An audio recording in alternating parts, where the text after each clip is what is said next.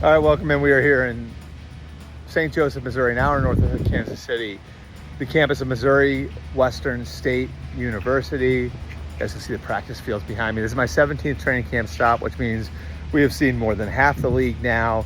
It's also the last stop of my big swing of training camp stops, which means I get to go home tonight. And we got 5 takeaways from the 3-time defending AFC champion Chiefs. Takeaway number 1, I know it can sound a little corny, a little contrived, but Patrick Mahomes looks as locked in, focused, and driven as ever. And that's rubbed off on his teammates. It's led to having a really clean, productive training camp. And there's the hope now that the vision for the offense last year, which was short-circuited by injury, plays out this year. That vision being you have Xavier Worthy and Hollywood Brown on the outside, clearing out space underneath for Rashee Rice and Travis Kelce to run through. Takeaway number 2, one thing that will help in playing that vision out is the increased depth at those spots. Again, you get the outside burners, you have Worthy, you got Hollywood Brown behind them, you have Tyquan Thornton, a reclamation project, former 2nd-round pick, who can run like the wind, has earned Patrick Mahomes' trust, and is about 10 pounds heavier. He's never going to be a big guy, but he's a little bit sturdier than he was a year ago. In the slot, of course, you have Rice, who could be facing a 4 or 5 or a 6-game suspension. Behind him, you've got Juju Smith-Schuster and a really promising rookie in Jalen Royals. And at tight end, you've got Travis Kelce, one of the greatest of all time. Behind him, you have Noah Gray, who's looked a part of a starting level tight end during camp. And then rookie Jake Briningstool, who flashed quite a bit in the spring before tweaking his hamstring early in camp. We'll see when he gets back.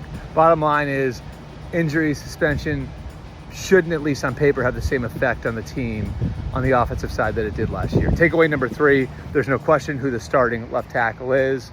And I thought there would be earlier in the summer, but that guy is going to be rookie Josh Simmons, the team's 1st-round pick.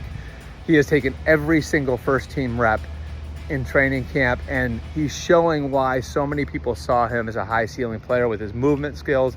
The strength he's shown in the weight room has transferred right over onto the practice field. That competition was over before it started. There is no competition. Josh Simmons is the starting left tackle, so that expected competition at left tackle has now shifted over to right tackle, where Jalen Moore comes over from the Niners, is competing with Jawan Taylor for that spot.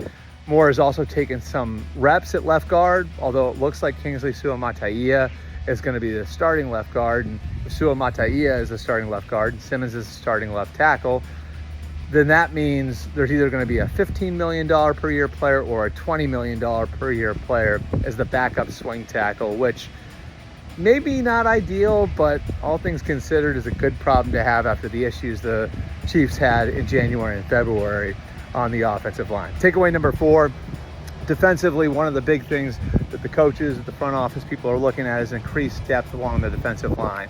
The front liners are still there. George Karlaftis is on a new contract. Chris Jones has come back about 10 pounds heavier in an effort to be sturdier in the run game. And behind them, you've got a number of players who've really flashed in training camp. One is rookie Ashton Gillott, who has shown a lot of the same traits that George Karlaftis has in his play style and the relentlessness with which he plays on a down-to-down basis. You have another rookie on the inside in Omar Norman Lott, who looks like he's going to be factoring into the equation from a run-stopping perspective.